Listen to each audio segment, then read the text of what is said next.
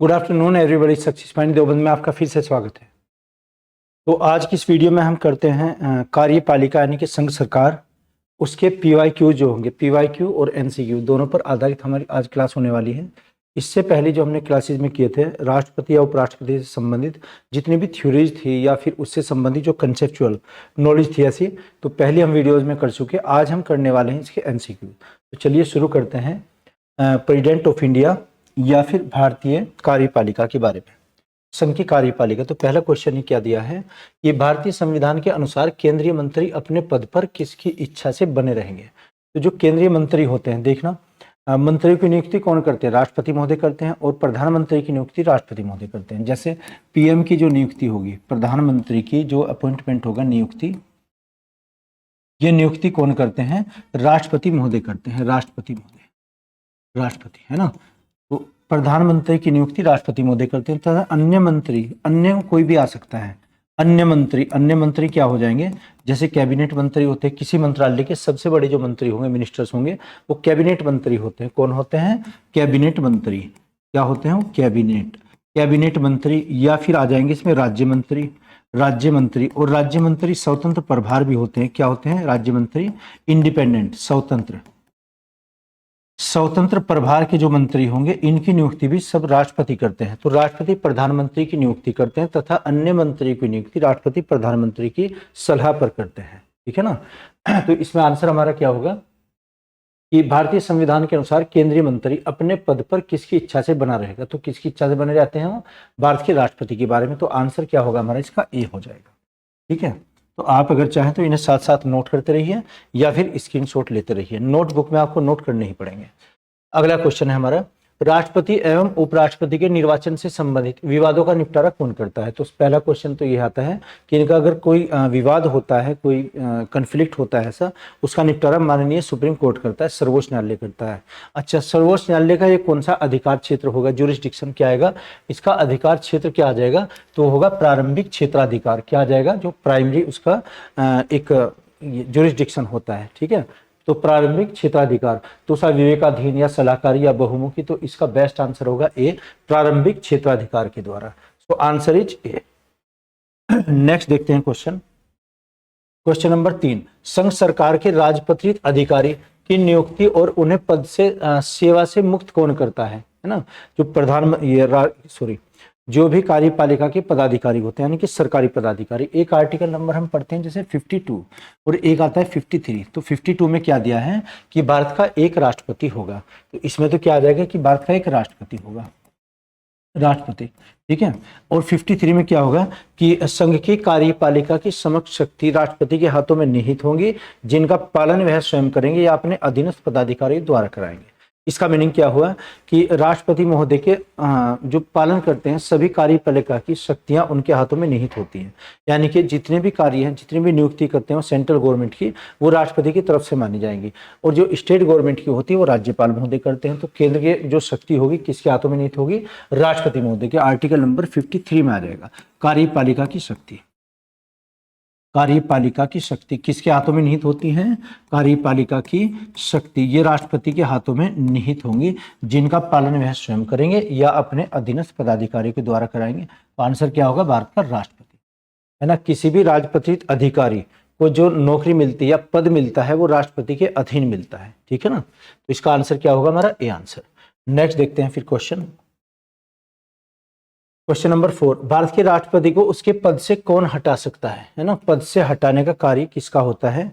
तो सिद्ध कदाचार के आधार पर या राष्ट्रपति कोई ऐसा पद पर रहते हुए गलत कार्य करते हैं तो महाभियोग की प्रक्रिया के द्वारा पद से हटाया जा सकता है। और महाभियोग की जो प्रक्रिया होगी ये कैसे शुरू की जाएगी? ये संसद में प्रारंभ होती है। संसद के सदन 2 होते हैं, इसे आप पूरी प्रक्रिया को समझिए। महाभियोग, इम्पीचमेंट, महाभियोग हमने किस संविधान से लिया? अमेरिका के संविधान से। कहां से लिया गया है? USA से हमने इसको संविधान को एडॉप्ट किया है। अच्छा, संसद के जैसे 2 सदन होते हैं। संसद के कितने सदन होते हैं? 2 सदन। एक लोकसभा आ जाएगा, एक राज्यसभा आ जाएगा। लोकसभा और राज्यसभा अगर शुरू करते हैं लोकसभा, राष्ट्रपति को पद से हटाने के लिए, राष्ट्रपति महोदय को हमें पद से हटाना, तो क्या करना होगा?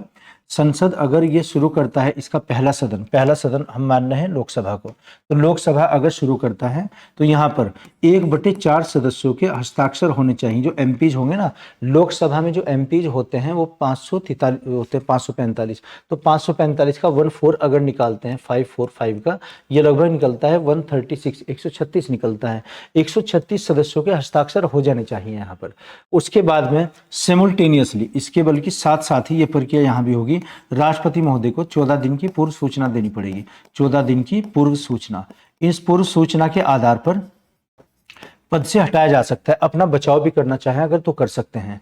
देखना, जो सिद्ध कदाचार होगा ऐसा और राष्ट्रपति उसमें अपना बचाव करना चाहते हैं तो उनके पास 14 डेज का टाइम होता है। इस 14 डेज में वो अपना बचाव स्वयं करें या फिर अपनी कानूनी सलाह भी ले सकते हैं। कानूनी सलाह वो कहाँ से लेंगे, जैसे आर्टिकल हम पढ़ेंगे एक 143, 143, इसमें लिखा है कि यदि राष्ट्रपति को ऐसा प्रतीत होता है किसी कार्य विशेष में कोई संविधान का विधि का कोई प्रश्न पेचीदा है तो सुप्रीम कोर्ट की सलाह ले सकते हैं और सुप्रीम कोर्ट भी सलाह दे सकता है। लेकिन व्यर्थ के प्रश्नों पर सुप्रीम कोर्ट ने सलाह देने से मना ही की है और उस सलाह को मानने के लिए राष्ट्रपति महोदय बाध्यकारी नहीं होते, क्योंकि सलाह होती, जो रिकमेंडेशंस होती है, जो संस्तुति होती है, वो बाध्यकारी नहीं होती। ठीक है ना। तो यहाँ से क्या होगा, ये आर्टिकल 143 में लिखा है। लेकिन अगर यहाँ पर हम देखते हैं, शुरुआत अगर लोकसभा करती है तो लोकसभा 14 दिन पहले सूचना देगी राष्ट्रपति महोदय को और 1/4 सदस्यों के सिग्नेचर या हस्ताक्षर हो जाने चाहिए।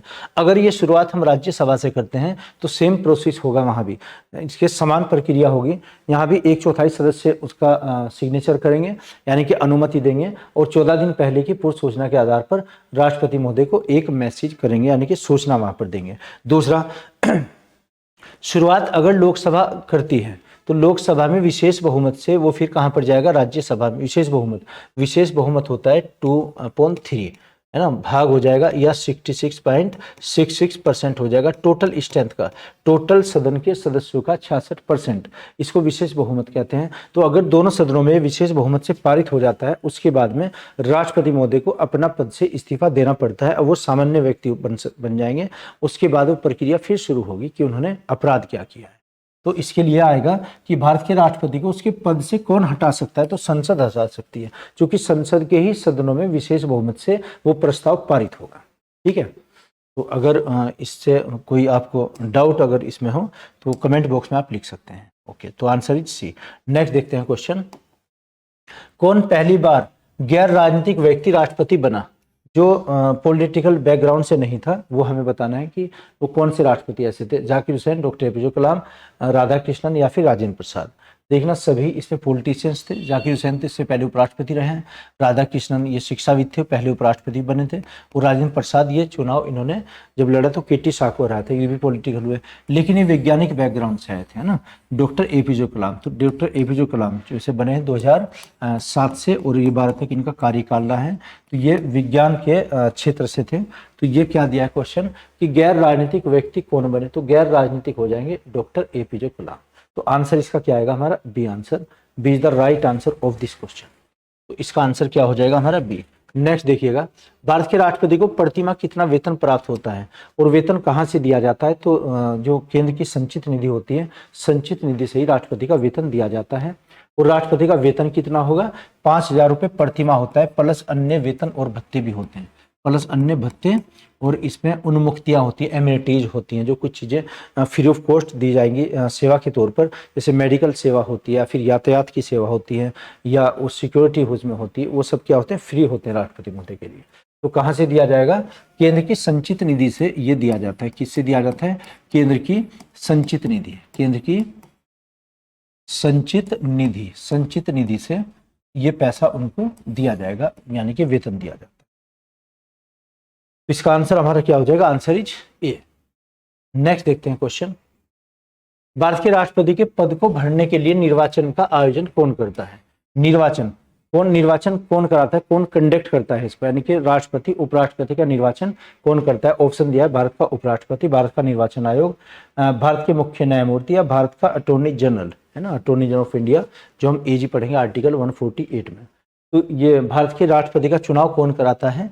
ये कराता है निर्वाचन आयोग। अनुच्छेद नंबर 324 में हम निर्वाचन आयोग के बारे में पढ़ेंगे कि इसमें कौन कौन से चुनाव आते हैं, किस किस का आयोजन कराता है। तो संसद सदस्यों का आ जाएगा और राष्ट्रपति उपराष्ट्रपति का।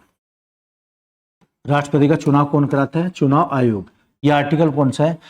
324 से लगभग 329 तक होता है। 324 में क्या दिया है कि भारत का एक निर्वाचन आयोग होगा जिसमें एक सीसी हो जाएगा, चीफ इलेक्शन कमिश्नर, और अन्य कमिश्नर्स हो जाएंगे जो उप कमिश्नर होंगे उसके। जी हाँ, तो इसका आंसर हमारा क्या होगा? B answer. नेक्स्ट देखते हैं क्वेश्चन। भारत के राष्ट्रपति को कैसे चुना जाता है? तो इसका चुनाव कैसे होता है भारत के राष्ट्रपति का? तो ये आ जाएगा इसमें जनता के प्रत्यक्ष मतदान द्वारा, एकल स्थानांतरण मतदान द्वारा, द्वितीय मतदान प्रक्रिया, उपरोक्त सभी। तो प्रत्यक्ष इसमें जनता का मतदान तो नहीं होता है ना, और मतदान प्रक्रिया, दूसरी मतदान प्रक्रिया भी नहीं होती है ना, उपरोक्त सभी तो हो ही नहीं सकता। फिर तो एकल संक्रमणीय अनुपातिक प्रतिनिधित्व प्रणाली के आधार पर। इसका मतलब क्या हुआ कि जो भी एमपी एमएलए भाग लेते हैं राष्ट्रपति के इलेक्शन में, कौन भाग लेगा?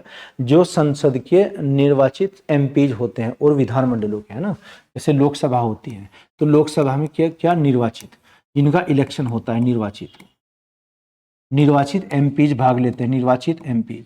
और दूसरा राज्यसभा के केवल निर्वाचित भाग लेते हैं, निर्वाचित एमपीज। विधानसभा के निर्वाचित एमएलए भाग लेते हैं इसमें, ठीक है ना।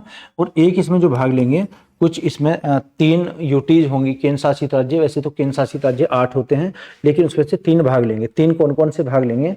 एक तो आ जाएगा इसमें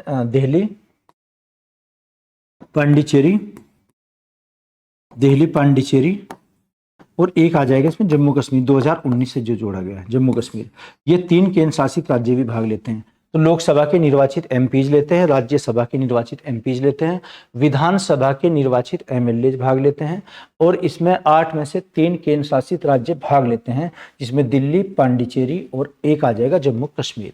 ये सन 1992 से भाग लेने लगे थे, और यहाँ पर जम्मू कश्मीर 2019 से। तो इसका आंसर हमारा क्या हो जाएगा? Answer is B. आप स्क्रीनशॉट भी साथ साथ लेते रहिए या क्वेश्चन आप नोट करते रहिए। नेक्स्ट देखिएगा क्वेश्चन, कौन सा व्यक्ति निर्विरोध राष्ट्रपति पद के लिए चुना गया था? तो कौन से ऐसे राष्ट्रपति थे जो निर्विरोध चुने गए थे? निर्विरोध का मतलब उनके अपोजिशन में कोई भी खड़ा नहीं हुआ था चुनाव में। तो राजेंद्र प्रसाद, राधाकृष्णन, नीलम संजीव रेड्डी और शंकर दयाल शर्मा। जी हाँ, जल्दी से आप बताएंगे इसमें, अगर आपको आइडिया है तो इसका आंसर गैस कीजिए। तो राजेंद्र प्रसाद ये तो पहले हुए, राधाकृष्णन के बाद हुए, फिर नीलम संजीव रेड्डी जो ये राष्ट्रपति बनने से पहले क्या थे? लोकसभा अध्यक्ष के पद पर थे। किस पद पर थे? लोकसभा अध्यक्ष। लोकसभा अध्यक्ष के पद पर थे, लोकसभा अध्यक्ष। ये पहले क्या थे? लोकसभा अध्यक्ष, यानी कि जिसको हम स्पीकर बोलते हैं। क्या बोलते हैं? स्पीकर। ये स्पीकर के पद पर थे और इनके विरोध में कोई भी खड़ा नहीं था चुनाव में, है ना। तो आंसर क्या होगा हमारा? Answer is C. तो इसका बेस्ट आंसर आ जाएगा हमारा सी। नेक्स्ट देखते हैं क्वेश्चन। हाँ जी, कौन सी नियुक्ति राष्ट्रपति के द्वारा नहीं की जाती? यहाँ क्या बढ़िया क्वेश्चन है कि कौन सी नियुक्ति है जो राष्ट्रपति महोदय के द्वारा नहीं की जाती। तो इसमें हम देखते हैं लोकसभा का अध्यक्ष, भारत का मुख्य न्यायाधीश, वायुसेना का अध्यक्ष, थल सेना का अध्यक्ष, तो इनकी नियुक्ति तो राष्ट्रपति महोदय ही करते हैं। भारत का मुख्य न्यायाधीश अगर देखते हैं, सभी न्यायाधीशों की नियुक्ति राष्ट्रपति महोदय करते हैं। लोकसभा के अध्यक्ष की नियुक्ति नहीं करते, क्योंकि इससे पहले तो एमपी होता है और ना ही इसको शपथ दिलाई जाती। तो आंसर हमारा क्या आ जाएगा? स्पीकर इसका आंसर आ जाएगा। स्पीकर, द स्पीकर ना। तो इसका आंसर क्या होगा हमारा? Is the best answer of this question. इसका आंसर हमारा क्या होगा? ए। नेक्स्ट देखते हैं क्वेश्चन, राष्ट्रपति को पद की शपथ कौन दिलाता है? राष्ट्रपति को जो पद की शपथ दिलाएगा, पद और गोपनीयता की शपथ दिलाते हैं ना, तो ये आर्टिकल उसमें आ जाएगा 59 में। जैसे शपथ जो दिलाते हैं भारत के मुख्य न्यायाधीश, है ना। तो आंसर क्या होगा इसका? ए, कानान, है ना। लोकसभा अध्यक्ष को शपथ नहीं दिलाई जाती, उपराष्ट्रपति को राष्ट्रपति दिलाते हैं, प्रधानमंत्री को राष्ट्रपति दिलाते हैं। तो भारत का मुख्य न्यायाधीश किसको? राष्ट्रपति को शपथ दिलाते हैं।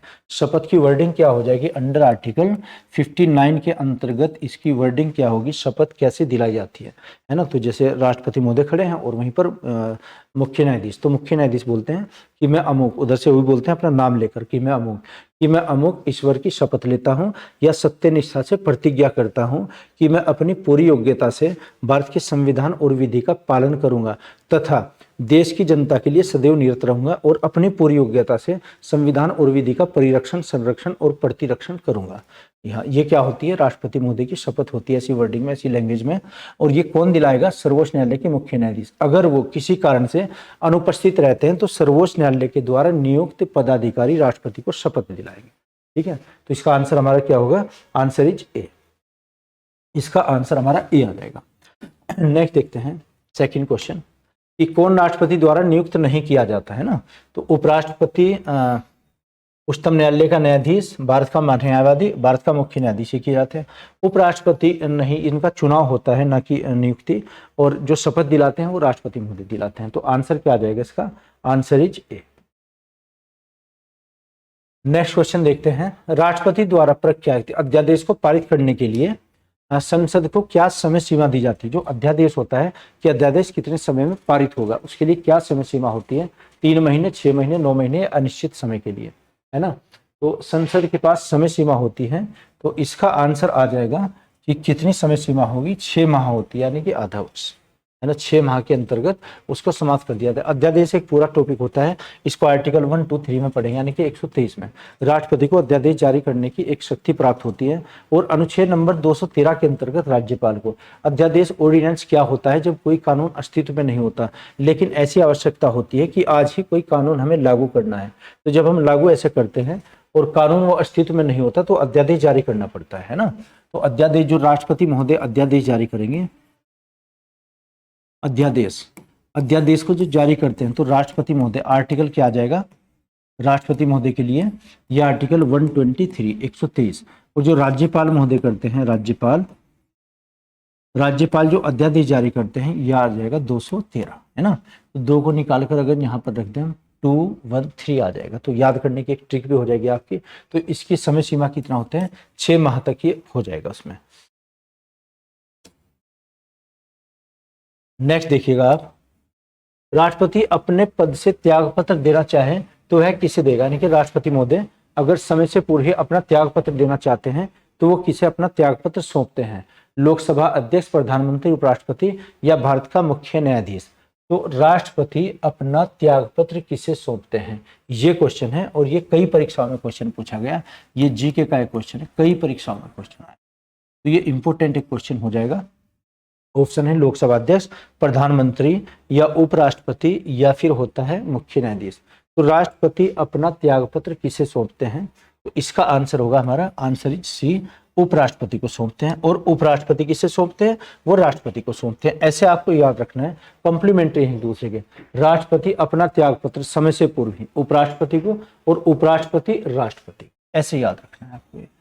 उपराष्ट्रपति राष्ट्रपति को और राष्ट्रपति उपराष्ट्रपति को अपना त्यागपत्र सौंप, है ना। ये रिवर्सिबल होती है, ऐसे याद रखिएगा आप।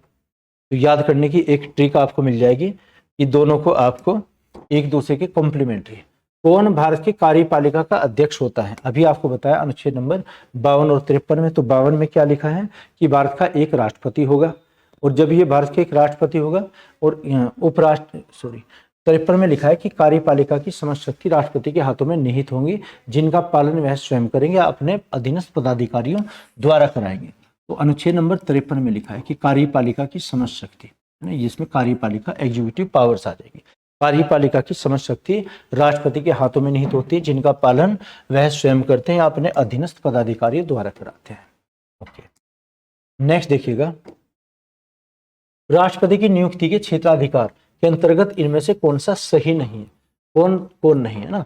भारत के मुख्य न्यायाधीश, जो नियुक्ति के क्षेत्राधिकार, मुख्य न्यायाधीश की नियुक्ति कौन करती है, राष्ट्रपति महोदय। वित्त आयोग के अध्यक्ष, सेना के प्रमुख, लोकसभा के अध्यक्ष।